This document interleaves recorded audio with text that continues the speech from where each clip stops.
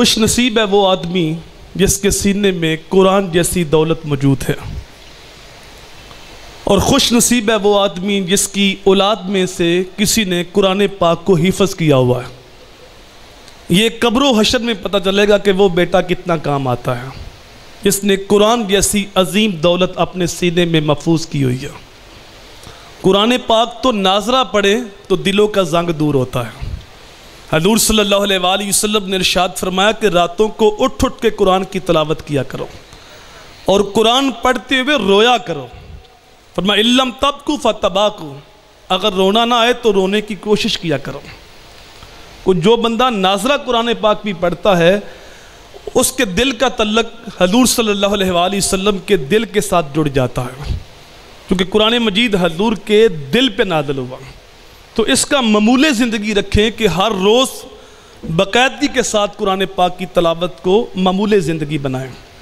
اگر ترجمہ آتا ہو تو بہت خوب، ورنہ ناظرہ قرآن پاک بھی خود بھی اور اپنے بچوں کو بھی تلقین کریں کہ وہ ہر روز قرآن پاک کی تلاوت کریں۔ اللہ تعالیٰ کی بارگاہ میں دعا ہے وہ پھر ماحول آ جائے کہ ہمارے گھروں میں قرآن کی تلاوت کی آواز آئے۔ ایک زمانہ ایسا گزرا ہے کہ جب ہم ظہر کی عصر کی نماز پڑھنے کے لیے جاتے تھے تو گھروں سے قرآن پڑھنے کی آوازیں آتی تھی۔ جب ہم گلی سے گزرتے تو بوڑھے بابے بوڑھی مائیں اپنے گھر کے درخت کے نیچے بیٹھ کے قرآن کی تلاوت کر رہے ہوتے تو گلی سے گزرتے آواز آتی تھی۔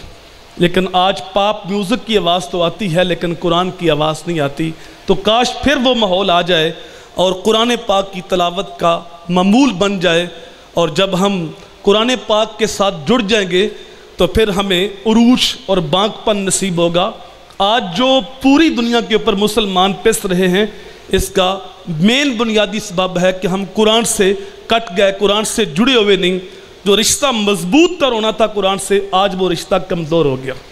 علامہ اقبال نے جب شکوہ کیا تھا تو بظاہر تو بڑی سخت زبان نظر آئی کہ اللہ کے ساتھ شکوہ، تیرے کعبے کو جبینوں سے بسایا ہم نے، تیرے قرآن کو سینوں سے لگایا ہم نے، صفحہ دہر سے باطل کو مٹایا ہم نے، پھر بھی ہم سے گلا کہ ہم وفادار نہیں۔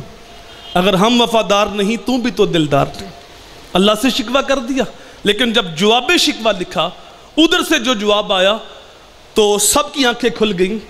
میرے کعبے کو جبینوں سے بسایا کس نے، میرے قرآن کو سینوں سے لگایا کس نے، صفحہ دہر سے باطل کو مٹایا کس نے، تھے تو آباد ہماری مگر تم کیا ہو، ہاتھوں پہ ہاتھ درے منتظر فردا ہو، ہر کوئی مست میں ذوق تن آسانی ہے، اور تم مسلمان ہو یہ انداز مسلمانی، حیدری فقر ہے نہ دولت عثمانی ہے، تمہیں اسلاف سے کیا نسبت روحانی ہے، وہ معزز سے زمانے میں مسلمان ہو کر اور تم ذلیل ہوئے ہو تار کے قرآن ہو کر۔